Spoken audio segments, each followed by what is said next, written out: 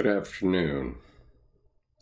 afternoon. Today I'm going to read from Jung's Red Book for Our Time, Searching for Soul Under Postmodern Conditions, edited by Mary Stein and Thomas Arzt, Volume 1.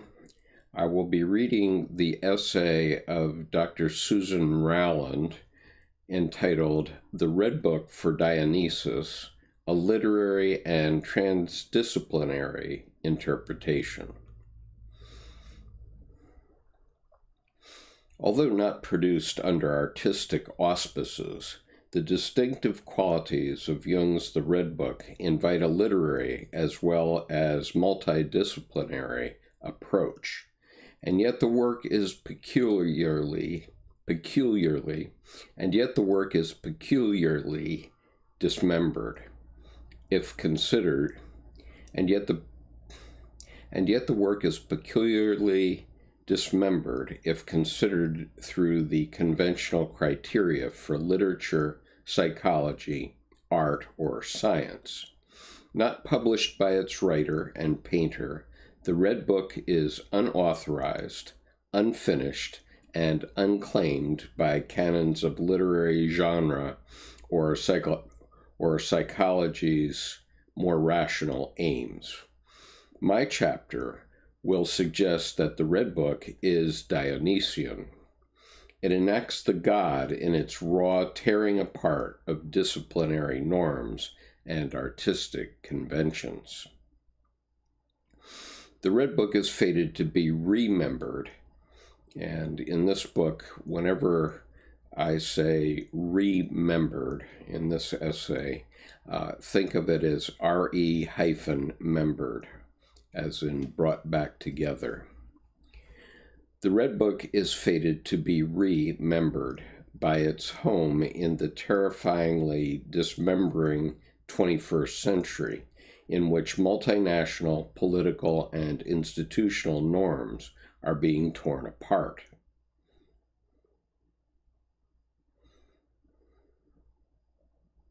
In which multinational, political, and institutional norms are being torn up.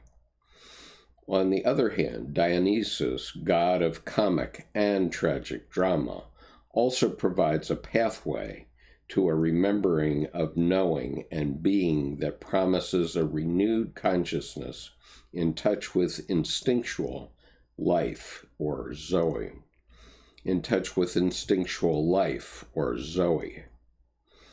Using James Hillman's analysis of Dionysus in Jung, I argue that the Red Book heralds a remembered transdisciplinary future. Jung anticipates the 21st century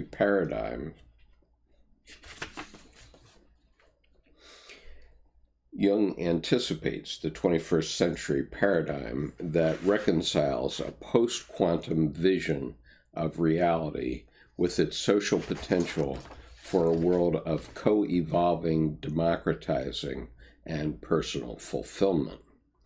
The problem of literature and the Red Book. The Red Book, with astonishing paintings and handwritten text,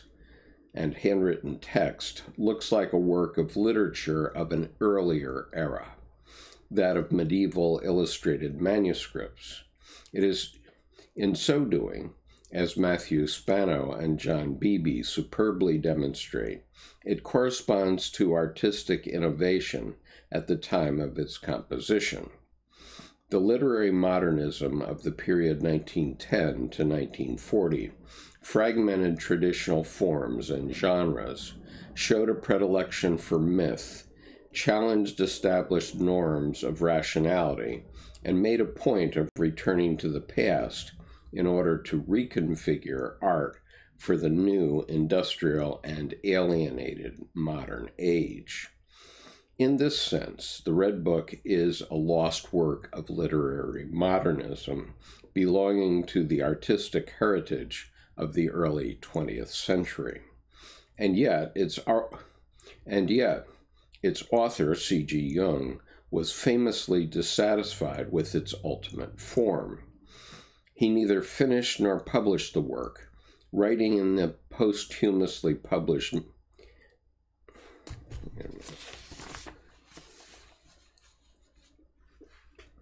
Writing in the posthumously published Memories, Dreams, Reflections, in the Red Book,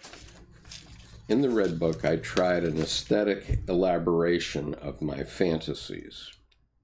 In the Red Book, I tried an aesthetic elaboration of my fantasies, but never finished it. I became aware that I had not yet found the right language, that I still had to translate it into something else.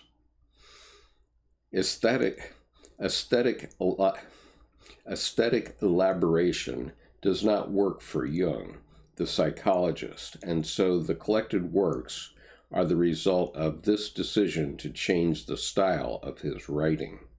I have written elsewhere of the important epistemological consequences of the literariness of the collected works, and here want to continue exploring the uncanny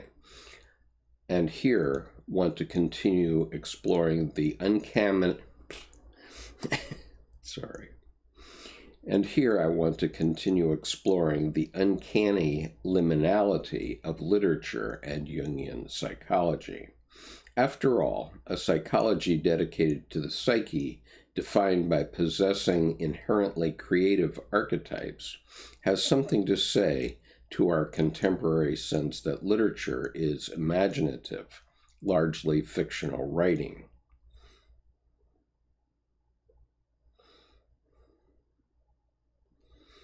On the other hand, the Red Book is itself a clue that defining literature this way is a localized historical accident.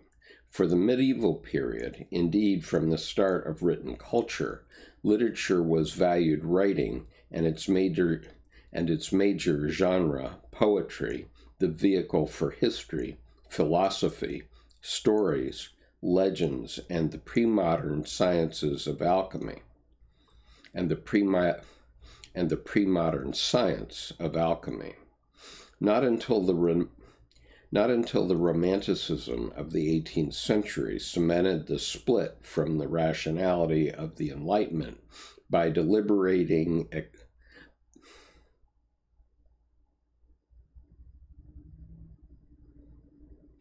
Not until the Romanticism of the 18th century cemented the split from the rationality of the Enlightenment by deliberating, exploring fantasy, ecstatic poetry, the uncanny, and seeking new literary canons of the imagination, did literature come to be associated entirely with the fictional imagination.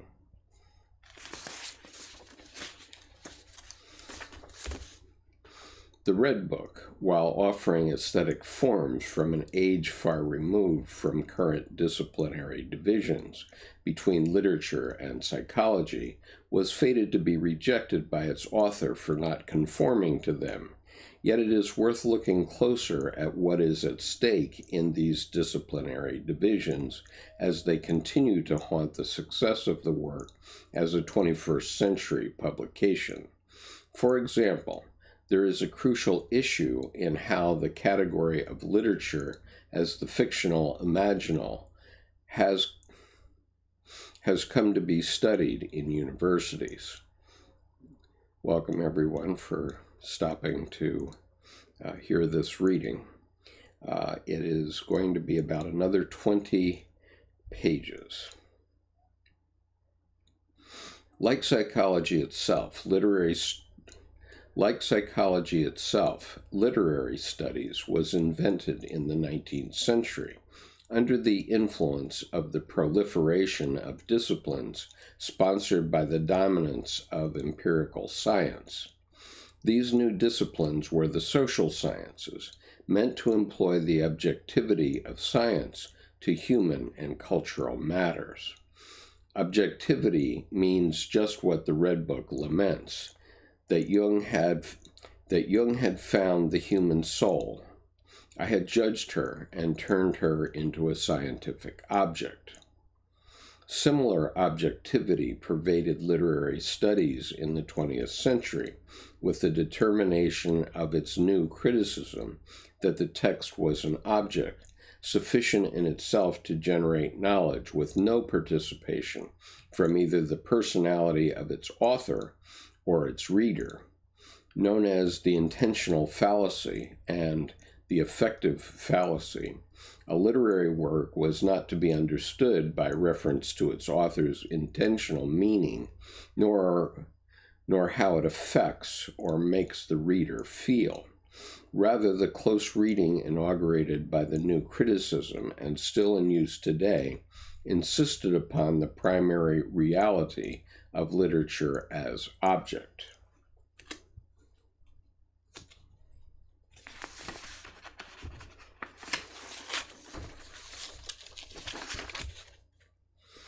Here we see disciplinary division as a primary severing of being. For the new psychology, psyche or soul is the reality to be studied, with the Red Book itself showing the high cost of so-called scientific objectivity. For literary studies, the text is the primary reality.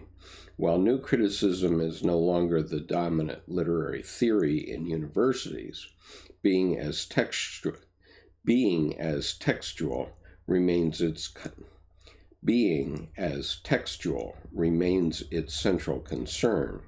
It is also fascinating to realize that these now parallel and split ways of knowing and being developed strikingly. It is also fascinating to realize that these now parallel and split ways of knowing and being developed strikingly similar research strategies in the early 20th century. For in comparing Jung's active imagination, a key ingredient in composing the Red Book, with new criticism's close reading, it is possible to see both working with the autonomy of the image.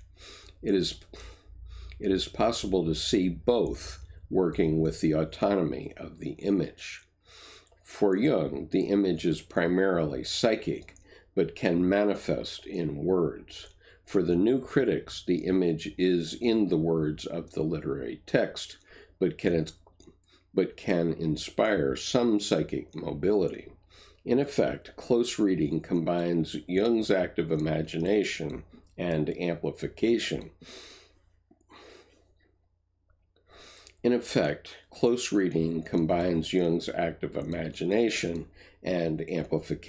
As I have suggested elsewhere. What is in psychology, allowing the image to assume its own reality, and being as in active imagination, and then amplifying it by comparison to collective sources, becomes in literary studies the autonomy of images in the literary work that point to other literary works in the new critical practice. With parallel strategies divided by disciplinary dismembering, it is time to look at the myth of such atomizing of being in knowing. With parallel strategies divided by disciplinary dismembering, it is time to look at the myth of such atomizing of being in knowing. Dionysus in Jung's writings. Prior to the publication of the Red Book, James Hillman's essay in Dionysus in Jung's writings points out that C.G. Jung stresses dismemberment as it points out that C.G. Jung stresses dismemberment as his primary focus in the many myths of the god Dionysus. In Jung's treatment of the dismemberment of the divine being, Hillman sees a germ of psychic rejuvenation in the corporeal breaking apart of an aging god. He calls Christian modernity too Apollonian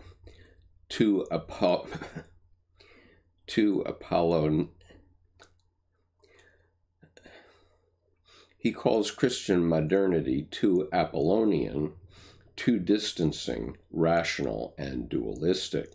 So in Hillman's view, an era dominated by one God defined by rationality and dismemberment,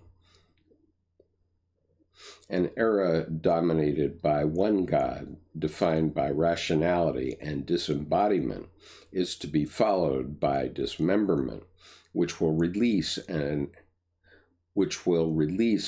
multiple stories of being in Hillman's preferred polytheistic, which will release and multiply stories of being in Hillman's preferred polytheistic approach to psyche. I here suggest that the Red Book, in its complex relations to literature and psychology, demonstrates that Jung's dismembering of Dionysius has possibilities unexplored by Hillman. Okay, sorry, this is sound check. Thomas says there's a PDF of this article. There's a PDF of this article that I am reading along. Good. Yes, I have it too. Susan Rowland sent it to me, so that I've marked it up a little bit to assist in the reading. Sometimes it's not terribly easy to follow these readings without marking them up. Anyway, according to Hillman, Jung sees a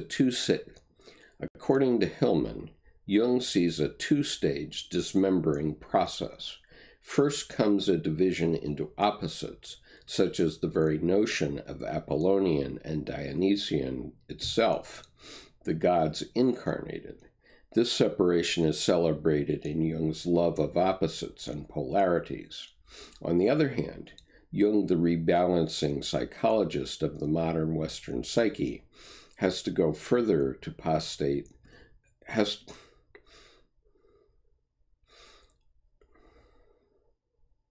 On the other hand, Jung, the rebalancing psychologist of the modern Western psyche, has to go further to posit something more fragmented.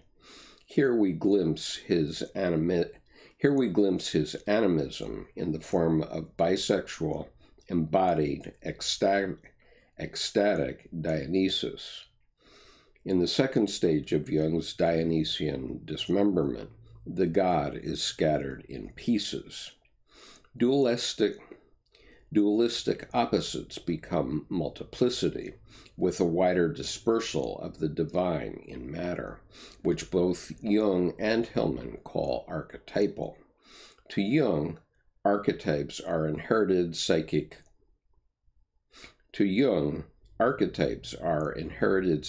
potentials for certain sorts of images, patterns, and meaning. They represent the possibility of diversity in psychic functioning, or, as Hillman later puts it, a polytheistic psyche in which the goddesses and gods are multiple structures of consciousness in the world. Very importantly, Hillman insists that this stage of Dionysian dismemberment changes the psyche profoundly. The Dionysian psychic process is an initiation into a new cosmos of fragments of the body of the god. Distance from divinity becomes interiority and animistic multiplicity within the domain of the god. In particular, Hillman notes that Zoe, the life force of the body in Eros, is awakened by this process of divine dismemberment. This new consciousness, or Zoe, is an intimation of wholeness that does not erode differences. The new enlivening Zoe is animistic in a particular way of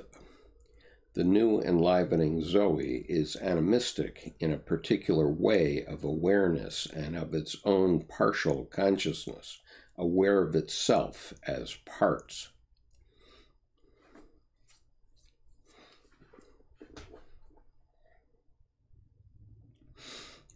Yeah, we're in a minute, as you'll see, you probably already know, Thomas, this gets into quite a criticism of the scientific method, which I found very interesting before. I read this essay in part in March, and it appears on the video that I put a thumbnail on that has a picture of a sinking ship. Okay, so just to repeat that sentence. The new enlivening Zoe is animistic in a particular way of awareness of its own partial consciousness, aware of itself as parts. Rather, the crucial experience would be the awareness of parts as parts, distinct from each other, dismembered, each with its own light, a state in which the body becomes conscious of itself as a composite of differences. The scintillae and fish's eyes, of which Jung speaks, may be experienced as embedded in physical expressions. The distribution of Dionysus through matter may be compared with the distribution of consciousness through members, organs, and zones. Dionysian remembering is remembering a body-oriented consciousness in touch with Zoe as endless instinctual life. This consciousness is multiple, animistic, connected to the divine in matter and nature. But how connected? What does it really mean to exist in the realm of a dismembered God, to have the task of remembering divine consciousness from within? Jung's Dionysian enactment is the notion of the symbol, not in its common English meaning as a motif standing for some known meaning, not in its common English meaning as a motif standing for some known meaning, but rather in his emphasis as an image expressing something not yet or possibly not ever fully known in the ego. Jung saw symbols as expressing something unknown that wants to come into being. His symbols are dynamic and alive. They provide what Hillman's Zoe, an experience of instinctual life in their rejuvenating of consciousness. Okay, I'm going to read that once more. I actually put stars next to this, so I probably ought to read two sentences once more. Jung saw symbols as expressing something unknown that wants to come into being. His symbols are dynamic and alive. They provide what Hillman's Zoe, an experience of instinctual life, in their rejuvenating of consciousness. A symbol really lives only when it is the best and highest expression for something divine, but not yet known to the observer. It then compels his unconscious participation and has a life-giving and life-enhancing effect. A symbol's route to the unknown invokes the archetypal qualities of psyche. Those capacities possess roots in the instinctual body, while also extending to the realm of spirit and rational knowing. To this extent, even academic disciplinary concepts, such as those founding a psychology or theories of literature, can be symbols when they do not forget their connection to the living mystery. Okay, I'm going to read that one once more. Again, I have stars next to it. Behold. Okay. In this context, even academic disciplinary concepts, such as those founding a psychology or theories of literature, can be symbols when they do not forget their connection to the living mystery.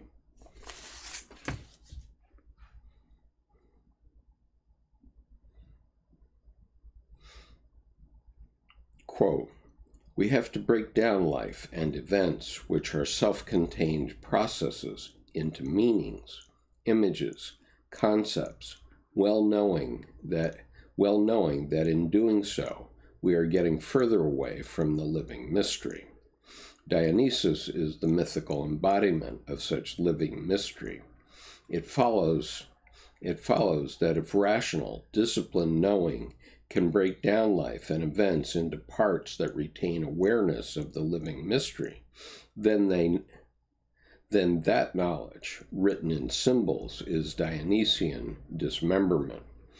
I am suggesting that in the many disciplines that make up the modern Western university, we have dismembered an aging god of being, him, the masculine divine of monotheism, that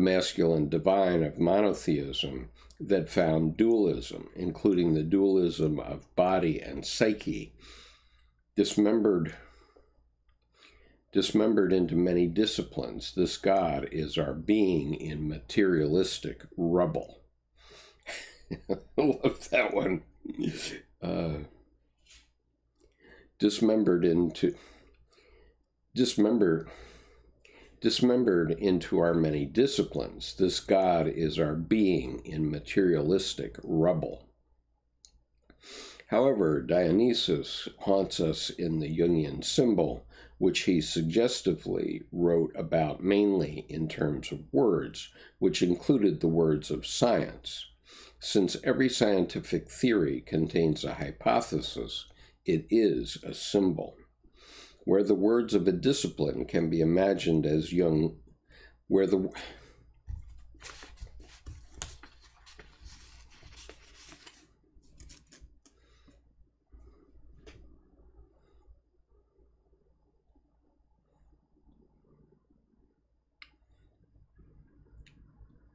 yeah, you're right. Many scientific method lovers and logos people will freak out by this essay. That's why I'm reading it. Here we go. Okay.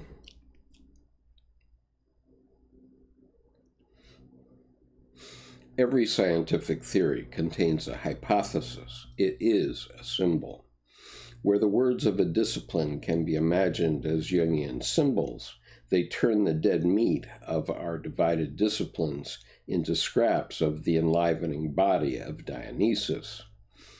If we can regard our disciplines not so much as eternally divided, but as parts that need to be remembered, their status as parts of one body of divine knowing and being, then we know Zoe, renewed. Renewed instinctual consciousness, or, put another way, the vision of the Red Book.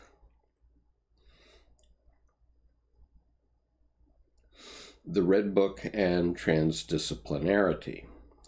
Before looking at the Red Book as Dionysian in its span of disciplines, such as literature, art, and psychology, I want to offer another perspective to academic research in the 21st century, one that originates in quantum science and theology.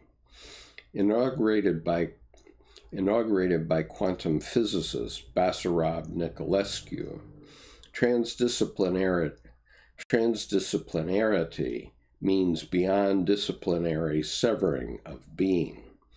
Transdisciplinarity rejects any possibility of a hyperdiscipline, one capable of subsuming all human knowing into a system of perfect knowledge or ultimate truth. Rather, he emphasizes that reality, currently fragmented in many disciplines, is itself multiple. In this sense, a single godlike vision for total knowledge gives way to a polyvalent polytheism of knowing. Dionysus arrives. By refusing a hyperdiscipline, Nicolescu does away with the traditional unified human subject of Western modernity. After the discoveries of quantum physics, he posits a new human subject for all research. No longer should research assume the primacy of the criteria of objectivity. Nicolescu's radically open unity means accepting that humans live on many levels of reality simultaneously.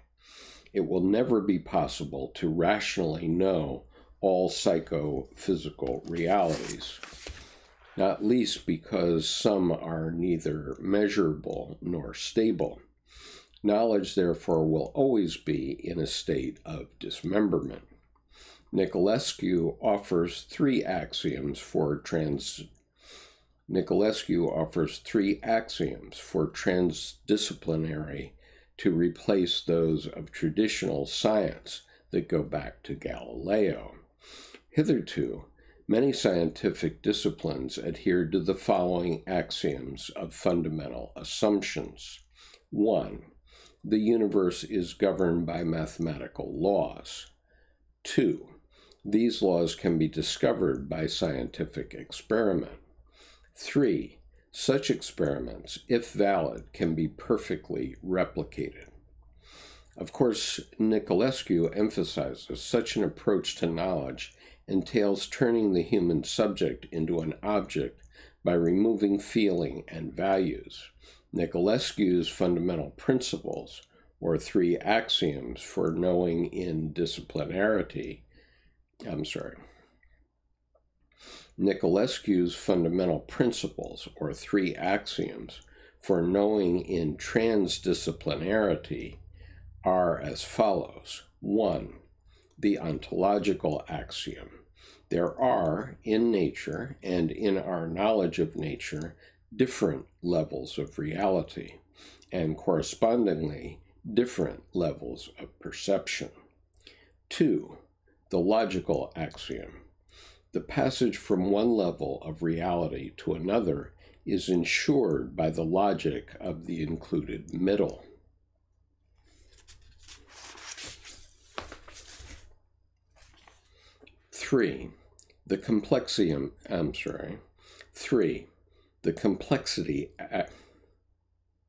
3. The complexity axiom.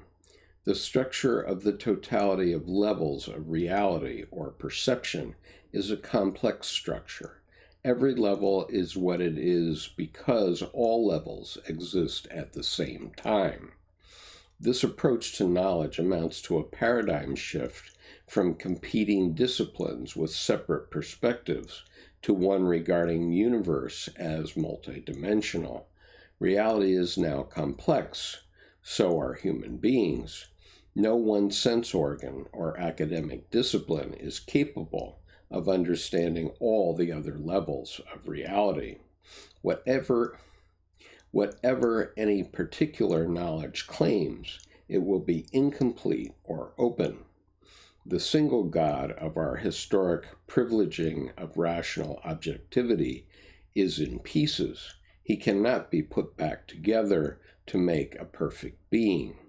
Here and now is Dionysus remembered in disciplines now knowing themselves as part of a whole that cannot be stitched together to exclude an other.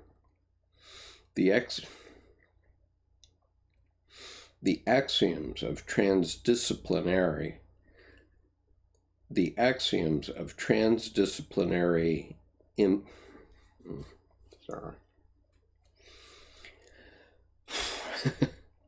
The axioms of transdisciplinary imply a unus mundus, records Nicolescu.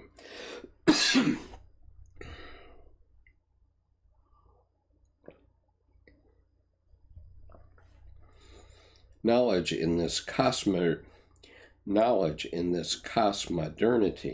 is both unified and also multiple because of the new logic of because of the new logic of transdisciplinarity. Instead of the dualistic traditional science model of subject versus object, we now have a subject, object, and hidden third, the invisible connected quantum realm. This realm and the growing understanding of quantum complexity infer radical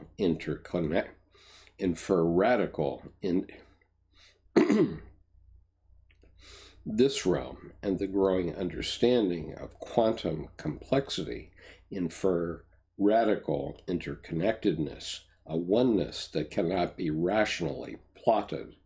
Hence, the unus mundus of transdisciplinarity is Dionysian in disciplines as parts. Hence, the unus mundus of transdisciplinarity is Dionysian in disciplines as parts, threaded into one by the hidden non-rational third. They also rightly enact the multiple levels of reality in the cosmos. As Nicolescu puts it, quote, reality is simultaneously a single and a multiple one.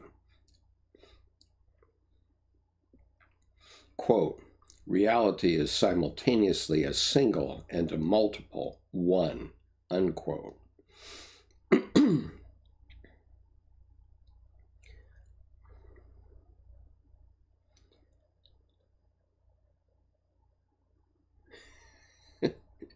Righto. Okay. Such transdisciplinary reality can only be enacted by a new logic of the included middle to extend the binary of subject-object into subject-included middle that is both subject and object. Revisioned in this new logic is language which in transdisciplinary is considered in a revisioned in this new logic is language which in transdisciplinary is considered in a ternary hermeneutics, not a binary one. Language becomes a quantum phenomenon, the material enactment of the hidden third as the included middle. But another way, put another way, what Jung calls the symbol is what Nicolescu calls the symbol, that word image that opens into unconscious, so unknown, non-rational reality. Symbols in Jung and transdisciplinarity are dynamic, living scraps of the body of dispersed living scraps of the body of dispersed Dionysus to be remembered in the soul, Jung, to be the included middle that invokes the hidden third of quantum reality, Nicolescu. For both, symbols are ultra-precise, but never fully definable in rational terms. They are never absolute truth. Nicolescu here in his wonderful From Modernity to Postmodernity could be quoting Jung. Quote, a literal understanding of a symbol turns it into a dead, static concept without any function or value. The indefinite number of aspects of a symbol does not mean at all that the symbol is imprecise, vague, or ambiguous. On the contrary, a precise definition implies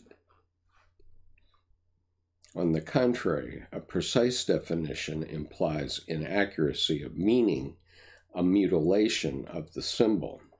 Accuracy is present, though the invariance hidden behind the indefinite multiple though the invariance hidden behind the indefinite multitude aspects of the symbol. Accuracy is present, though. The invariance hidden behind the indefinite multitude aspects of the symbol and the logic of the included third are intimately linked. Or one could say the symbols enact the included middle between the disciplines of literature and psychology. It is time to return to the Red Book as a Dionysian and transdisciplinary work. Now, I just, as an aside, mentioned that Michio Kaku, who has become a fairly well-known television cosmologist and physicist lately, makes the comment that all atoms in the universe are connected to all other atoms in the universe.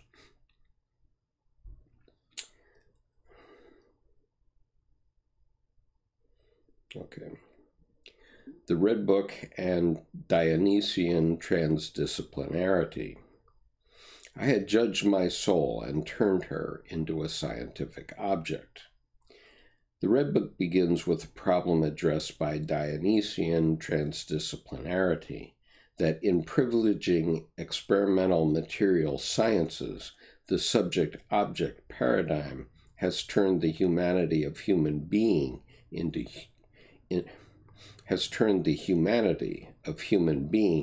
objects. Written in the first person, the Red Book is a quest for both the reality of his soul and for a relationship to her. What he discovers is that the wealth of the soul exists in images, or in those psychic manifestations arriving via active imagination. The transdisciplinary include middle, or in those psychic manifestations arriving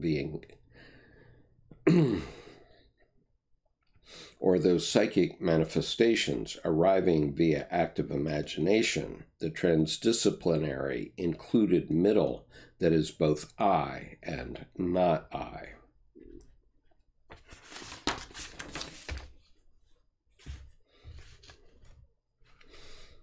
Almost immediately, I suffers a terrifying sense of dismemberment in losing the sense of interior and exterior. Traveling to hell in these visions is to exist as hell in a loss of bodily and psychic boundaries. Like Dionysius, he is both murdered and murderer. The god both suffered dismemberment and enacts it on those who do not respect him, as Pentheus, torn apart by Dionysian Maenads,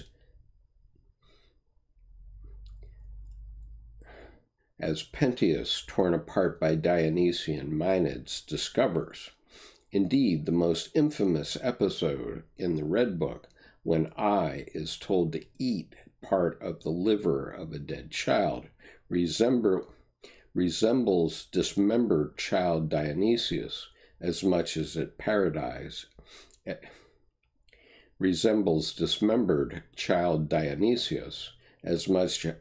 parodies Christian Eucharist. Significantly, the Red Book begins and ends by stressing the reality of symbols. I meets Elijah and blind Salome, with the prophet insisting on their reality as symbols. Later, when I attests to partially merging with symbols and being changed by them, he might be articulating Nicolescu's emphasis on symbols as the language that invokes the hidden third, the quantum realm that connects everything in ways that cannot be rationally formulated. The quantum realm that connects everything in ways that cannot be rationally formulated. It is exciting to think of the characters in the Red Book as precise and radically incomplete forms of knowing, If I is undergoing a trial where he must make a transition from split-apart, unviable dualism into a ternary form of Dionysian remembering, what might the Red Book do for the reader? Where Jung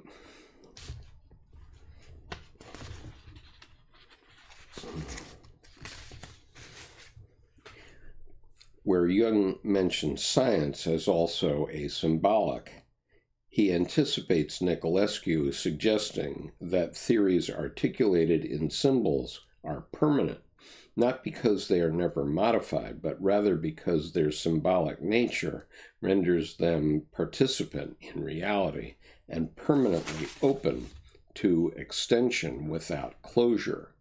Here the Red Book is of its time and also for all time, as long as we use it as a living structure of knowing.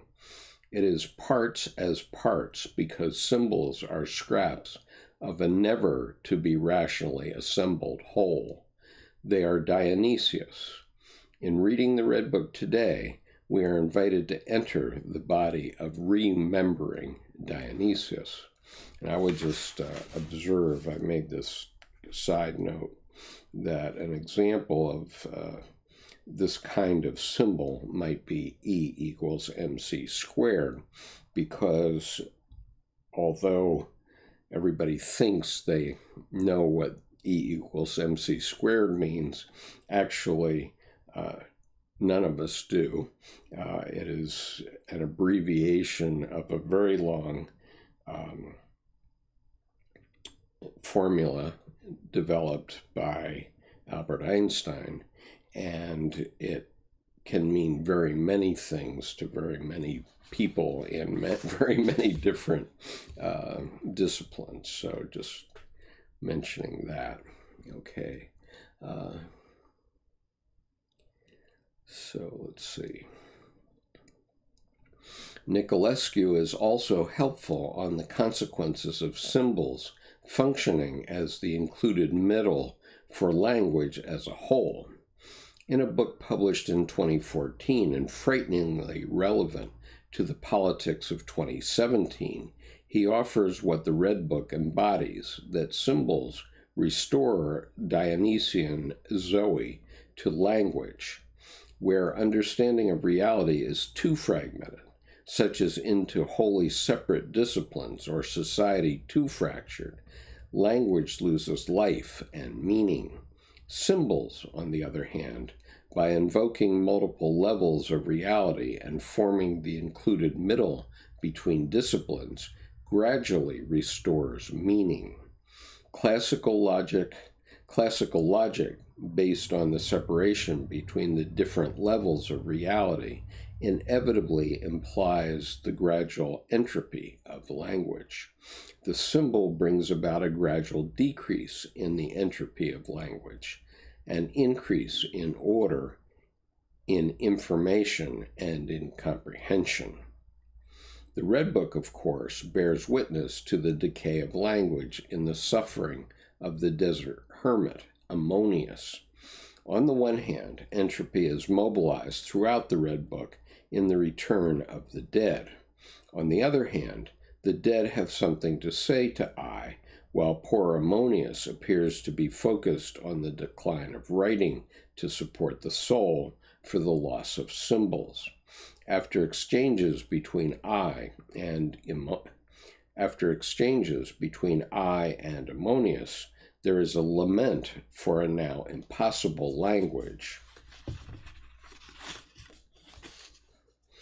There is a lament for a now impossible language that would protect from dismemberment by single, unambiguous meanings, a language that would reject the symbolic.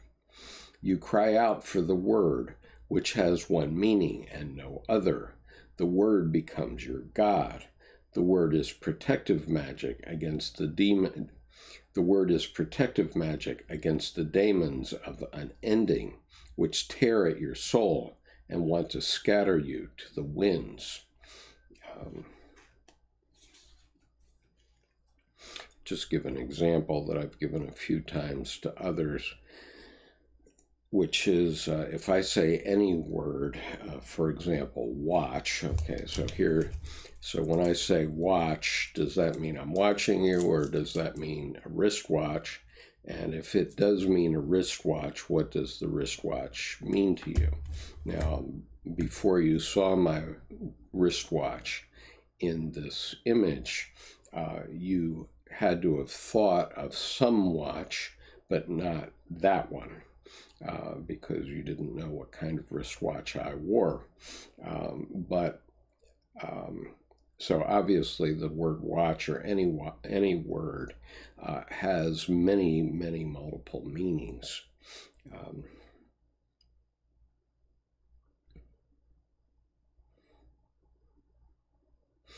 Okay, I'm going to reread that.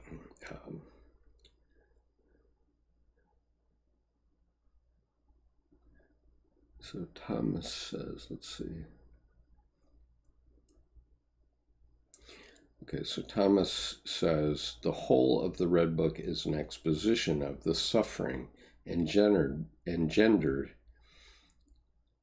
by trying to live on one level of reality when it is, in fact, multiple. That's a very astute observation. Yes, it is. Okay. You cry out for the word which has one meaning and no other. The word becomes your God. The word is protective magic against the The word is protective magic against the daemons of The word is protective magic against the daemons of unending, which tear at your soul and want to scatter you to the winds. To refuse the symbol is to suffer dismemberment, because the single meaning is dead, has forced out the sacred in sacrificing the other to its rational completeness. Hence, non-symbolic language rends being and has no meaning, and has no means of remembering. Fortunately, the daemons of unendings, here unending interpretation, are also the Zoe of remembering.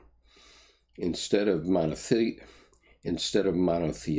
single-meaning word versus daemons become demons, because tearing down meaning. Symbols are parts as parts of a multiple, rejuvenating, embodied divine. In the Red Book, remembering via symbols offers supreme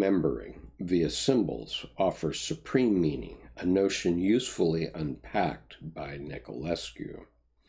He proposes three levels of meaning.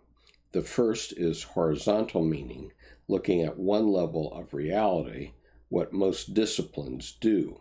Here, psychology tries to formulate a discrete psyche, and literary studies the object reality that is the text. A second level of meaning brings the symbol into being as the included middle between disciplines, because it deals vertically with different levels of reality. Ultimately, Nicolescu offers meaning of meaning. Quote, interconnections involving all of reality, the subject, the object, and the hidden third. If the Red Book indicates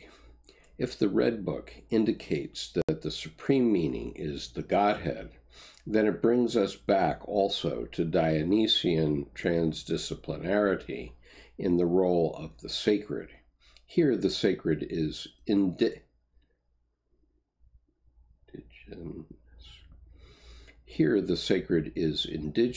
to transdisciplinarity, because it is the marker of the irreducibly real. We return to the core of the word sacred in sacrifice. Quantum physics, transdisciplinarity, and the Red Book teach that delusions of certainty, single meanings and disciplinary hierarchy must be sacrificed lest they result in utter destruction. The story of Pentheus is instructive. He refused to worship Dionysius and was torn apart by the feminine form of the despised god in his Maenads. The sacred is irreducible, real, and tasted in the symbol language that is remembering Dionysius. So, as a side, Jordan Peterson, take that.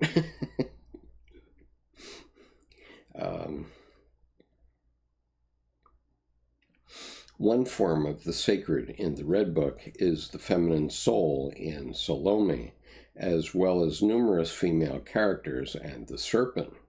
Nicolescu suggested that the ancient alchemical image of the tail-eating, fertilizing serpent, or Ouroboros, is a vision conveyed by the quantum domain that fosters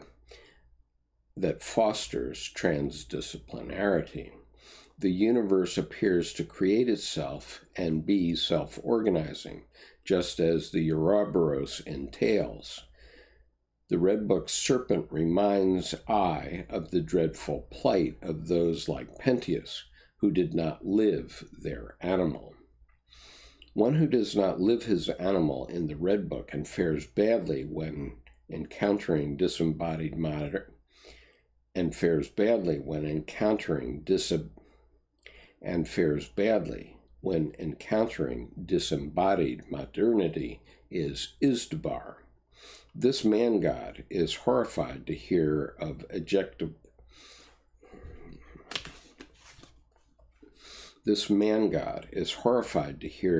objectified science from I.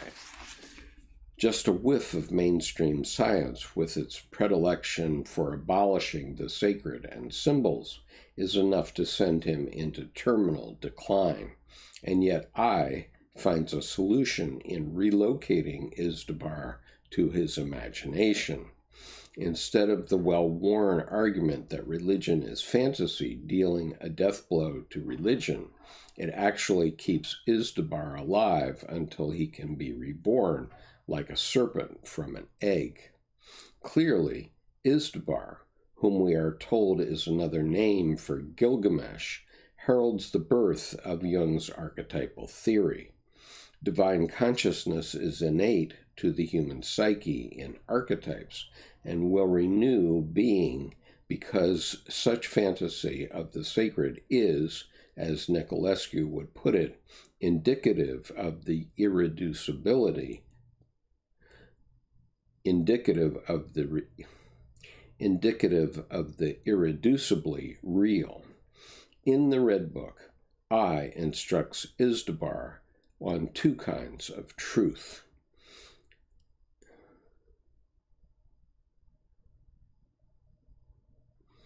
Out-truth is that which comes to us from the knowledge of outer things. The truth of your priests is that which comes to you from inner things. Not only is this an overt exposition of transdisciplinarity's levels of reality, it also enacts what Nicolescu calls the dialogue of science and tradition. Whereas mainstream science developed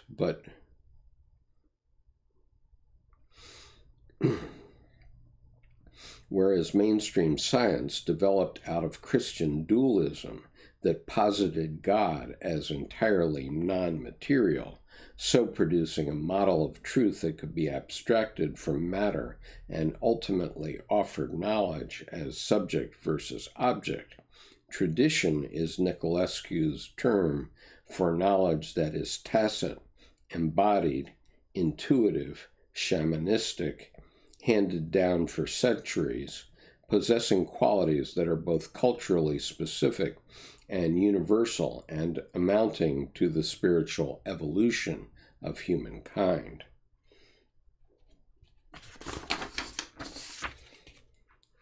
Tradition's core motif of unity in diversity and of diversity through unity applies to tradition itself, and, as Nicolescu shows, applies to the vision of the cosmos unfolding in quantum research. While the modern science that works through objectivity and complete rationality may claim to have abolished tradition as visible knowing, to have eliminated the sacred, in fact, that rejected serpent is really an Ouroboros returning as science discovers the quantum domain. On the one hand, modern objective science grew out of a religion in Christian dualism. Now, religion in the form of a Dionysian vision of a dispersed, yet irreducible sacred, returns as science discovers levels of reality that cannot be condensed into one or into oneness. Tradition actually speaks coherently and urgently to objective science. It suggests transdisciplinarity because its forms of knowing in intuition, imagination, and embodiment are necessary to appreciate the multiple levels of reality. Isdbar is real, just not an object. Fantasy is real, just not an object that can be treated objectively. Isdbar is a mythic being from 6,000 years ago. Fascinatingly, tablets containing his stories were discovered by the West rather close in time to the discovery of quantum particles. He returns in the Red Book to remind as reminding, to rejuvenate as Dionysian symbol of a new consciousness. I learns that he can save his dying God. He can save this incarnation of tradition for modernity because he is real, just not on the level of reality that existing mainstream science addresses. Just as transdisciplinarity has the project of uniting science and tradition as a unity in diversity and a diversity in unity, so too does the Red Book provide a process of connecting to ancient wisdom that is not dead, so long as we can offer a model of reality that gives him a home. The story of Isdbar and I is one of transformation, picaresque adventures.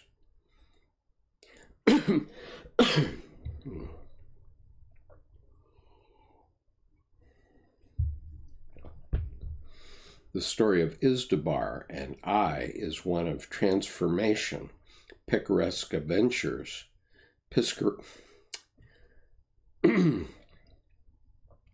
The story of Isdbar and I is one of transformation, picaresque adventures, and the forming of a relationship. I is learning about the multiplicity of levels of reality. He is similarly implicated in most of the scenes in which he finds himself. Potential lover of the maiden in the forest, sole survivor of the lowly man who enjoys cinema and dies alone. He is conveyed, perhaps none too soon, to the madhouse. There, a small fat professor pronounces I mad, and he has a conversation with an inmate who claims to be Nietzsche and Christ.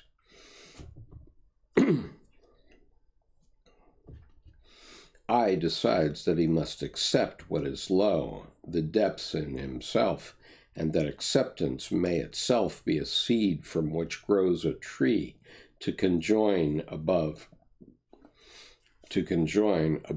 and below. There seems to be an urgency to extend being beyond one rational level. In a sense, the whole of the Red Book is an exposition of the suffering engendered by trying to live on one level of reality when it is, in fact, multiple, as Transdisciplinarity shows. This is not to make a mistake by Jung's conjuring of moral depths for Nicolescu's multiple levels of being. It is not an error to see these as different perspectives for the same topic of multiple levels of being. Rather, the Red Book is exploring more fully than transdisciplinarity, yet has achieved the Dionysian ethical.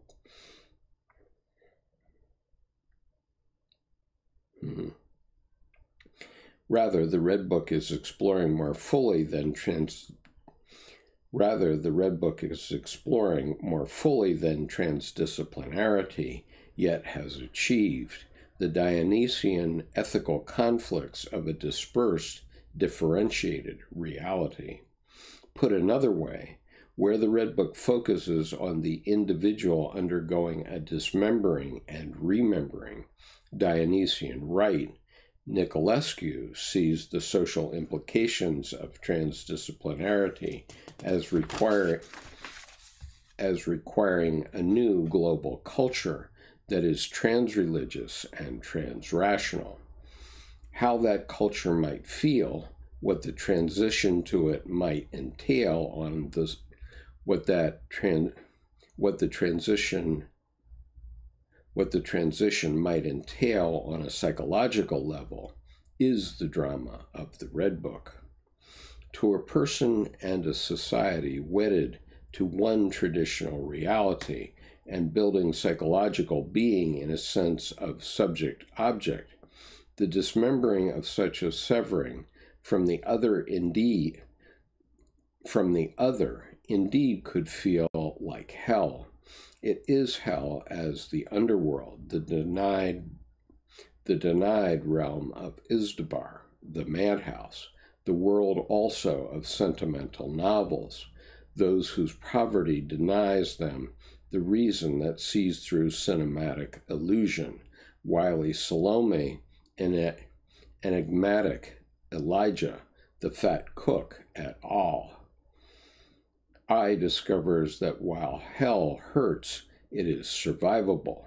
That which is banished from polite, rational European society of 20th century rational science is hellish because so firmly repressed socially, morally, psychologically, and by an epistemology lacking connection that condemns it to unbearable loneliness.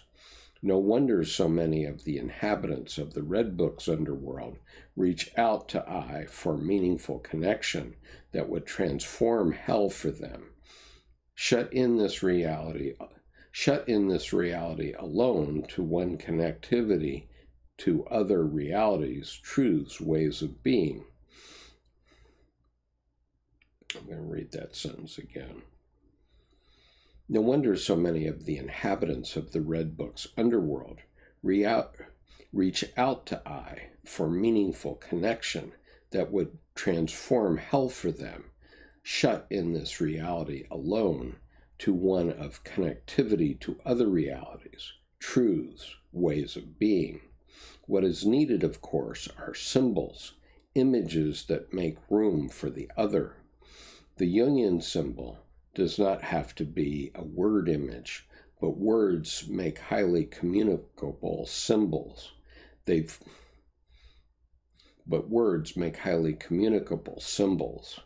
pull up the underworld.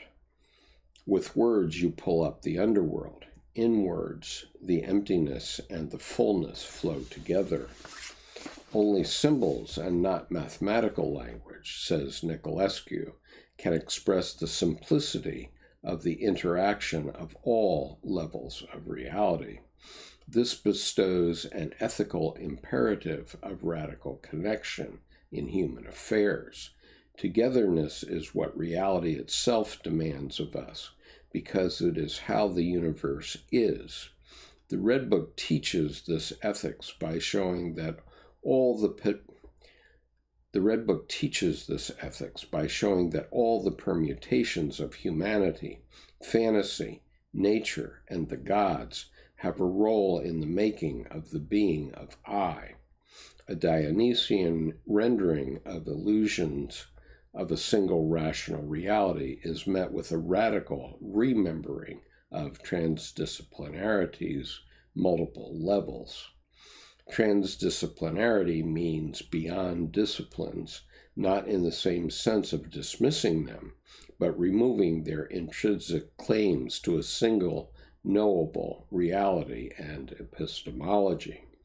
Transrational and transreligious are terms doing the same job for their domains that also have the habit of claiming single, supreme validity. Just as religions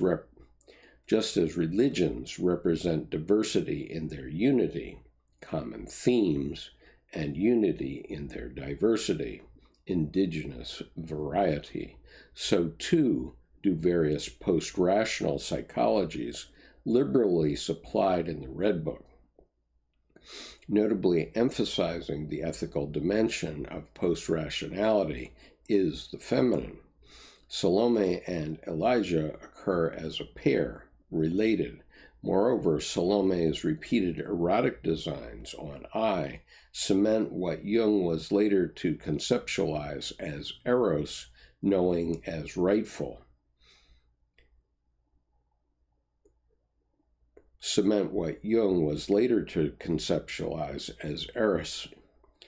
Cement what Jung was later to conceptualize as eros, knowing as rightful, even necessary companion to more rational and spirituality inclined logos. It is also worth remembering and remembering the fat cook from the realm. It is also worth remembering and remembering the fat cook from the realm of the mothers, whose simple religious faith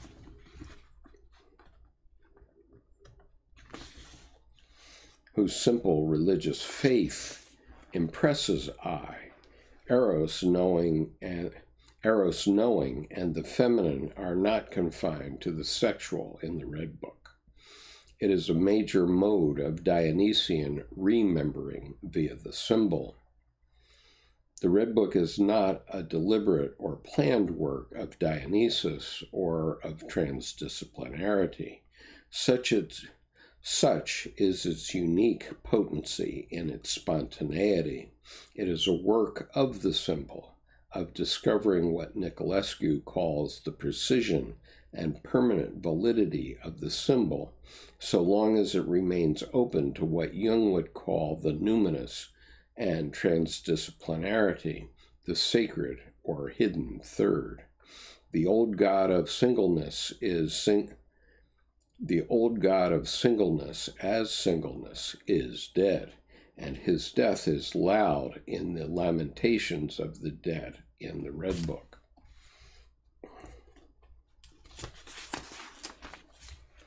The dead lament because they did not live their animal, as the Red Book so eloquently reveals.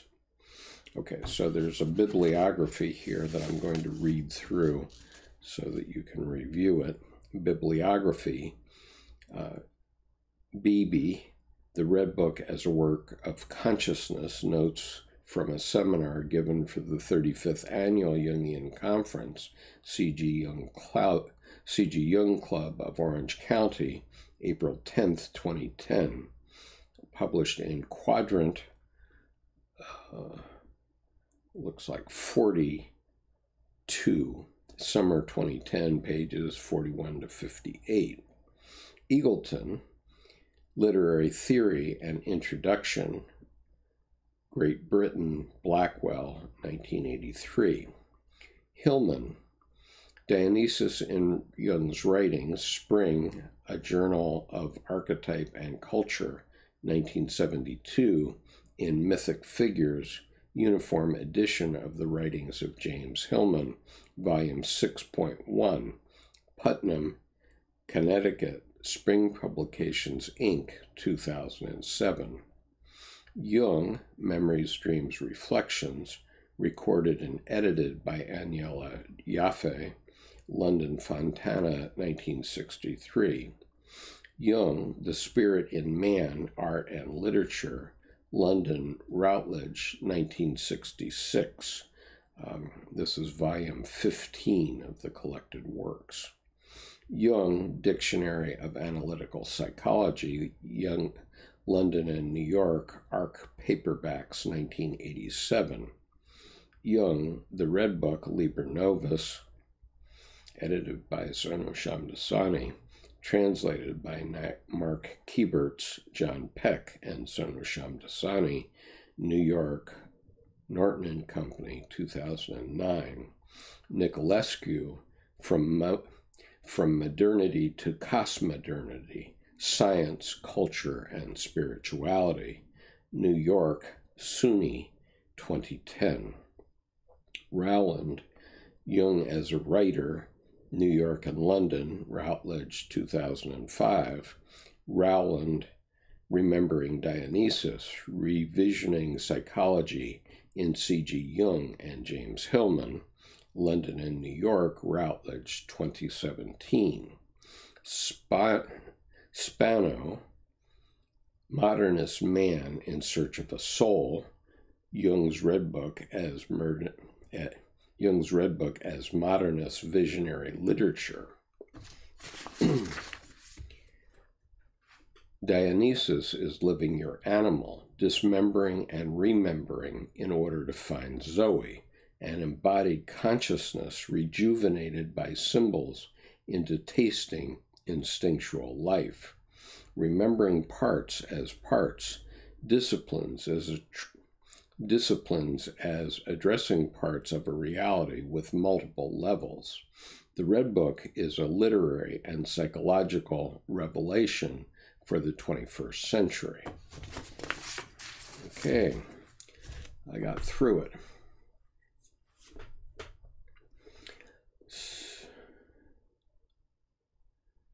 Okay, Miles says, Skip, may I please have the paragraph reference that you just read in Dr. Rowland's essay? I have no idea what paragraph you're referring to, Miles. I can tell you what pages, or actually I can't tell you what pages are in Rowland's essay, for reasons which I'm not going to explain on live video. But anyway, I have a PDF copy of Dr. Rowland's essay, and I will check if I've put it in the Dropbox. Or if I haven't put it in the Dropbox, I will put it in the general Dropbox for the reading group. So the last paragraph, it just appears at the end of the essay. For some reason, I don't know why. These are not numbered paragraphs as in Jung's normal work. So the symbols discussion was interesting, absolutely. Okay, so I have this biography of Dr. Rowland that I'll read. Susan Rowland, PhD, studied at Oxford University, University of London, and University of Newcastle, PhD. She is chair of MA Engaged Humanities and the Creative Life at Pacifica Graduate Institute, and teaches on the doctoral program in Jungian Psychology and Archetypal Studies. Author of The Sleuth and the Goddess in Women's Detective Fiction, 2015. She has also written books on literary theory, gender, and Jung, including Jung as a Writer, 2005, Jung, A Feminist Revision, 2002, C.G. Jung in the Humanities, 2010, and the Eco-Critical Psyche, Literature, Evolutionary Complexity, and Jung, 2012. Her new book is Remembering Dionysus, Revisioning Psychology and Literature in C.G. Jung and James Hillman, 2017. Her webpage is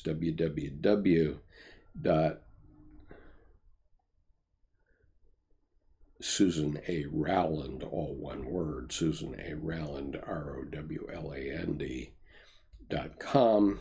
Contact email srowland@pacifica.edu. So, all right. So it being my birthday, I have to go on to the festivities, and I'll be going to see a concert tonight, so I'll be enjoying that, one of my favorite things to do. And let's see, this has been about a 1 hour and 20-minute reading, which probably is at the limit of my voice. I'm starting to have voice problems like some radio personalities I know. Anyway, so I'm going to sign off and wish you a happy weekend. Enjoy your weekend. Bye-bye.